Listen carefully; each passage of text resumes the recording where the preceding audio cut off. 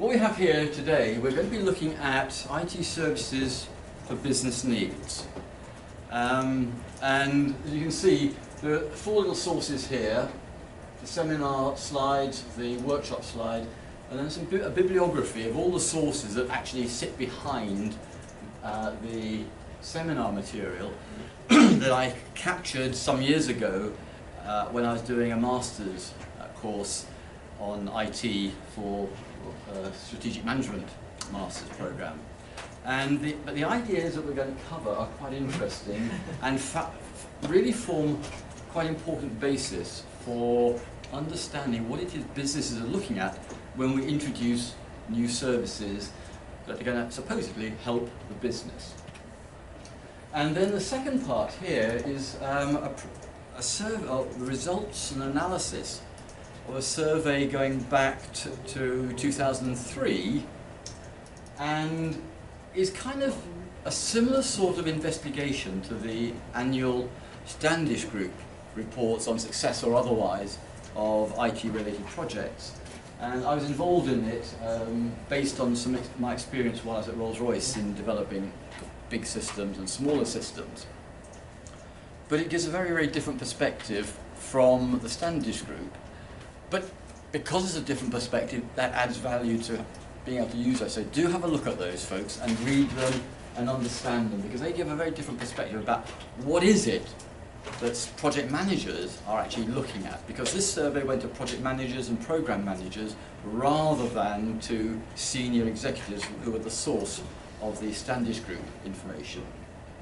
So it's kind of interesting.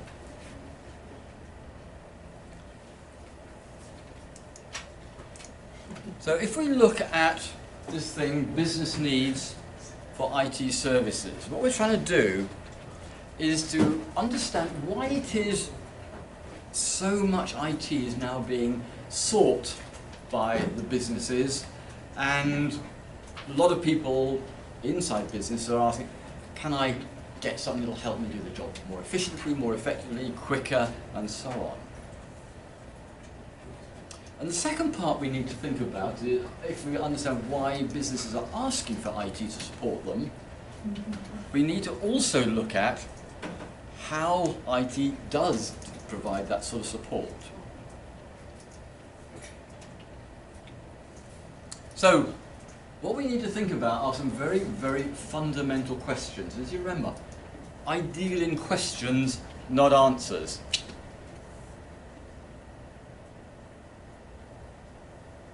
And there are 3 very, very important questions about the use of IT in business. First of all, can, not just how, but can IT and IT strategies ever be aligned effectively with the business strategy?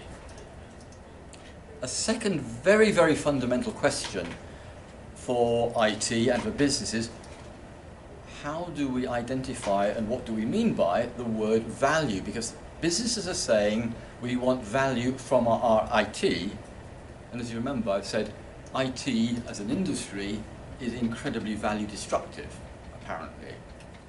Because so many projects fail, according to Standish Group, so many are challenged and don't deliver what the customers really wanted. And then the third big question is, how does IT provide value? Once we've understood what that word value means, how does IT provide value for organisations? And that really comes down to, what is it IT can do well, and what sort of things that we're asking IT to do can't it do well? And what we're trying to find out here is,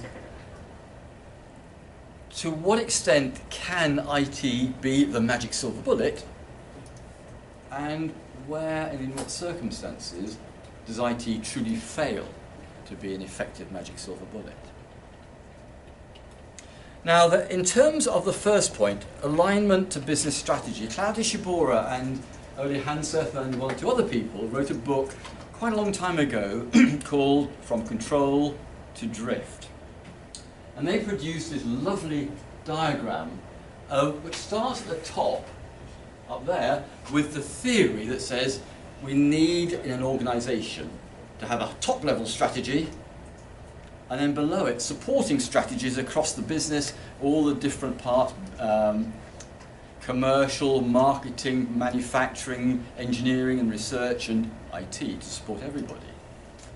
And the things that drive what's going on with the business strategy are things like market forces, globalization, needing to respond more rapidly, get into the market quicker, be able to work across the world, make things more standardized, don't have all of those special routes and processes that support sort of small parts of our customer base. And on the other side, big technology innovations.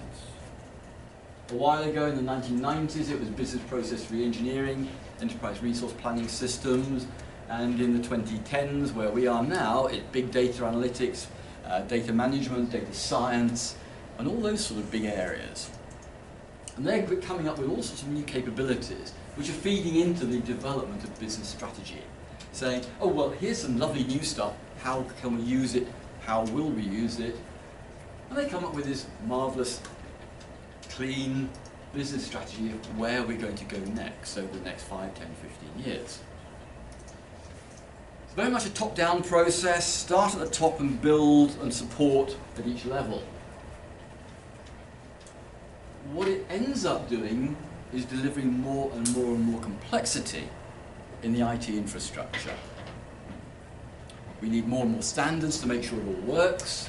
As an example, about 3 weeks ago, an organisation called eSkills UK published 3 new national occupational standards for data analytics, data science and data management, which is sort of going to give you guys the ideas about your future career as we teach you and help you learn all about analytics with SAS and so on over the next 3 years, 2 years.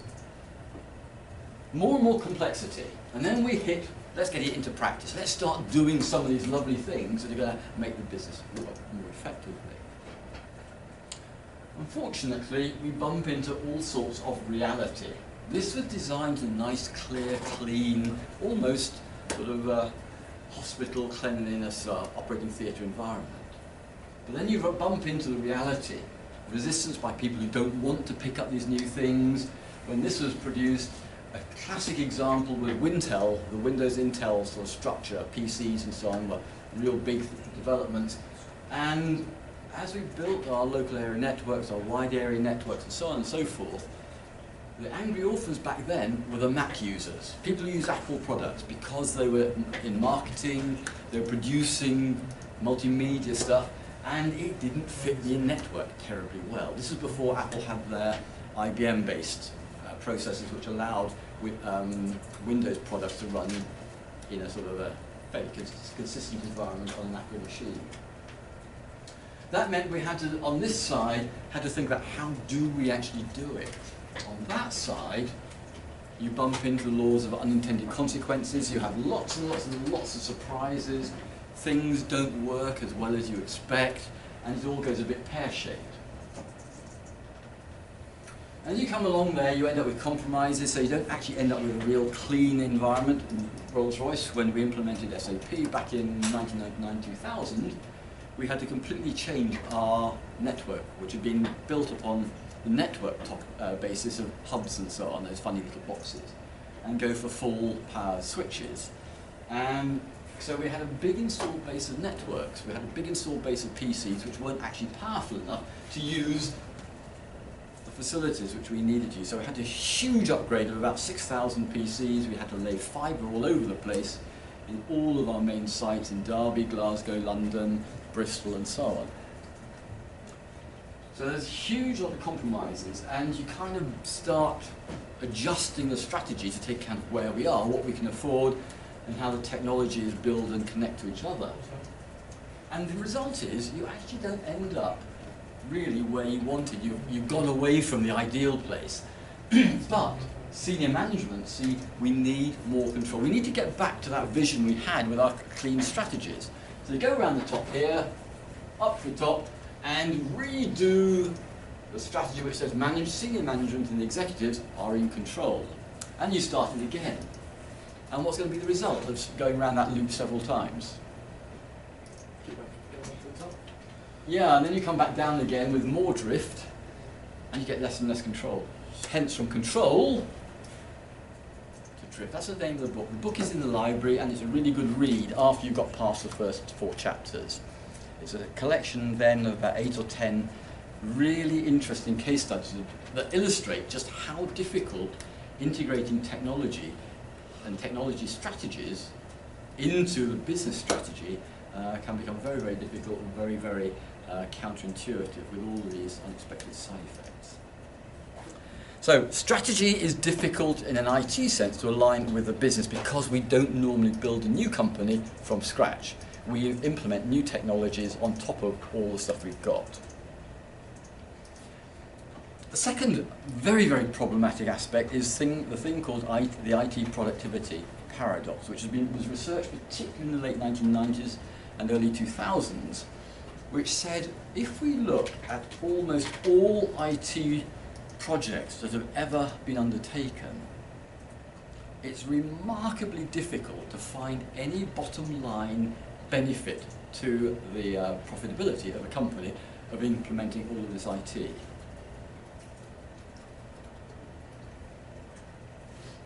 Whilst we can see the benefit of embedded IT in our products, dishwashers and ovens and washing machines and our electronic equipment like our mobile phones and so on, yes, huge changes in productivity and so on.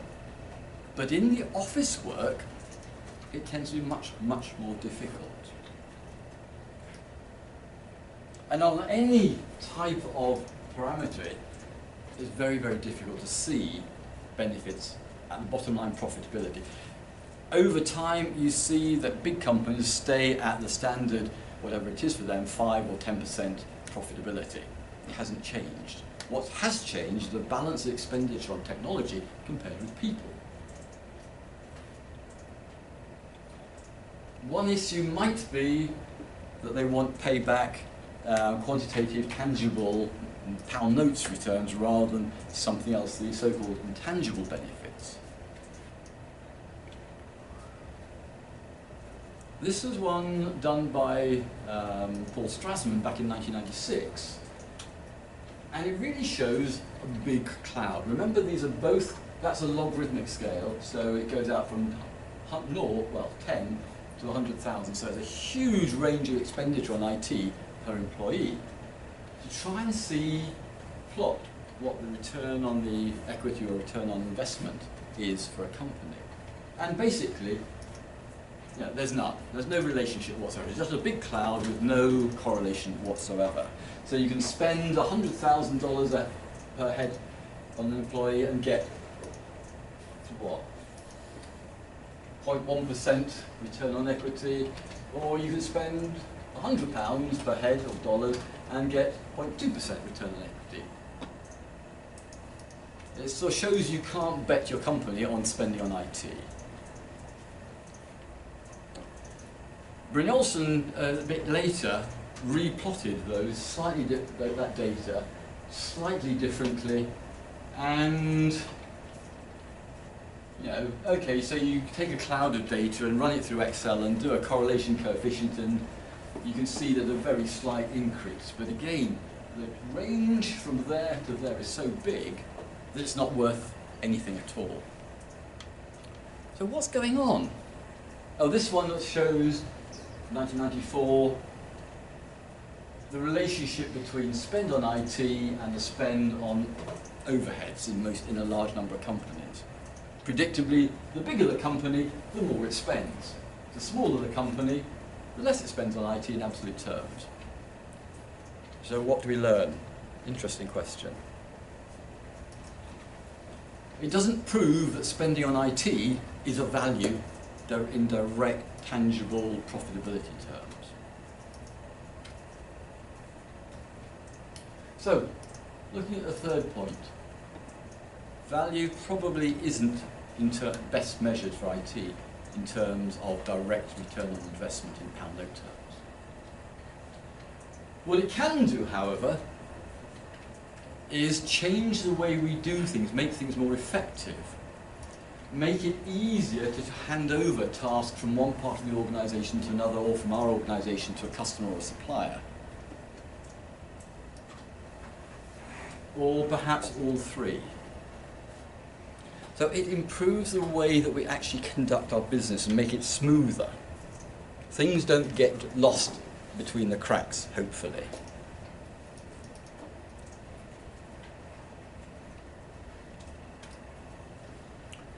It is claimed, and in some cases we can demonstrate, that the use of IT systems can actually improve the planning and decision-making processes, can make us more flexible in some instances, although if you read some of the chapters in that From Control to Drift book, it might show that it actually does so at the beginning, but later on it can become more difficult to make the company move from where it is to some new place more efficiently. We can see IT does coordinate the supply chain, and in many organisations, smaller organisations, they're able to use the internet to find customers, to find suppliers very, very easily compared with how they used to do it, say, 20, 30 years ago. There are many websites set up where people will post their new projects, and so that small businesses can actually see that there's opportunities, and the oil industry has been very, very good at that over the last 10 years. So that many very, very innovative companies can see where the opportunities are to bid, and that sometimes very, very effectively.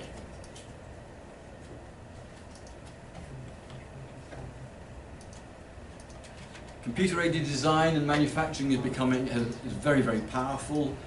I mean, if you think about Formula One, they can change the design of components between races and see something broken or not performed well, and by the next week, race 2 weeks later, 3 weeks later, they've got new bits completely designed, tested electronically inside the computers, manufactured from the computer plans by computer numerical machining, and they're fitted in the car in 2 weeks, 3 weeks' time. So there's some fantastic benefits there as well.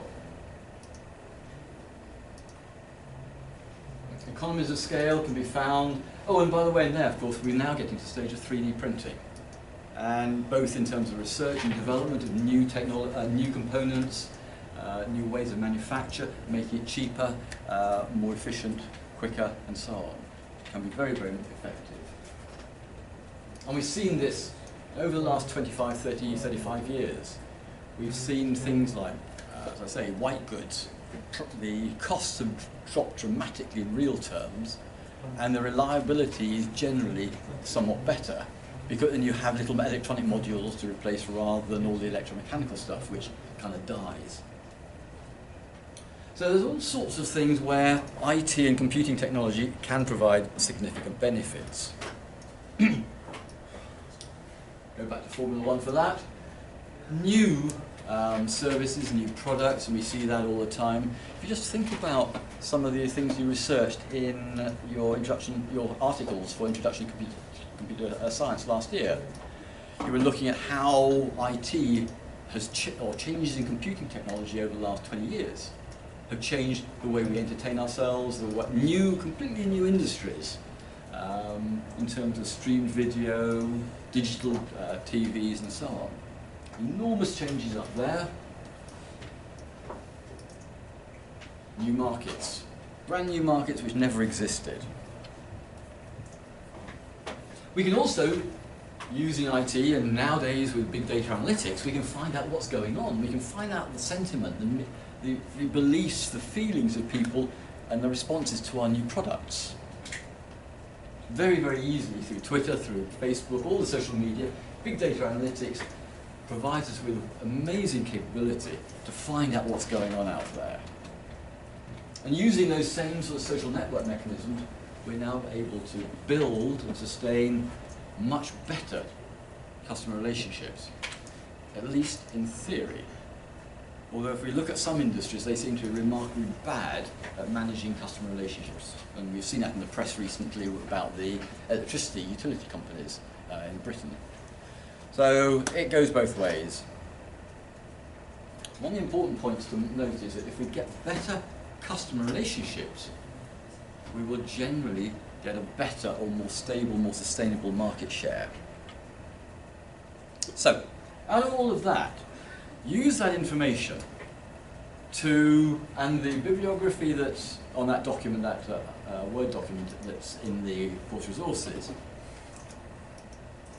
Get copies of those. That's a base level from the 1990s and early 2000s, which will help you to get started. And then research for a whole lot of new ones. And I want you to stay purely in the academic literature sources, using EBSCO and Emerald and those sort of that sort of area to find up-to-date ideas about value of IT, the productivity gap, and the contribution that IT can make in developing new services and so on. Now, you can look at some of these authors, search for these authors that are in that list, and see if they've published new stuff over the last 10, 15 years, and try and find the most recent stuff that they've published. Use the titles of the articles to find search terms in EBSCO and Emerald to find new articles by other authors. And also have a look at Paul Strasman's websites, because he publishes incredibly regularly and has an amazing collection of ideas about the value of IT, how IT can become valuable, and so on. So that's what I want you to do. This is the research part for the next half an hour or so until we start the workshop, and we'll do another of these introductions. So start researching, because this is the value of IT services and what we're trying to get out of it, because that links into your assignment as you think about a new IT service. And you need to use all of this information as a basis for thinking about the new service you want to evaluate in your article. Okay? And then there's 2 or 3 pages of bibliography that support all of that analysis, the thoughts in those slides there. Okay, folks, off you go.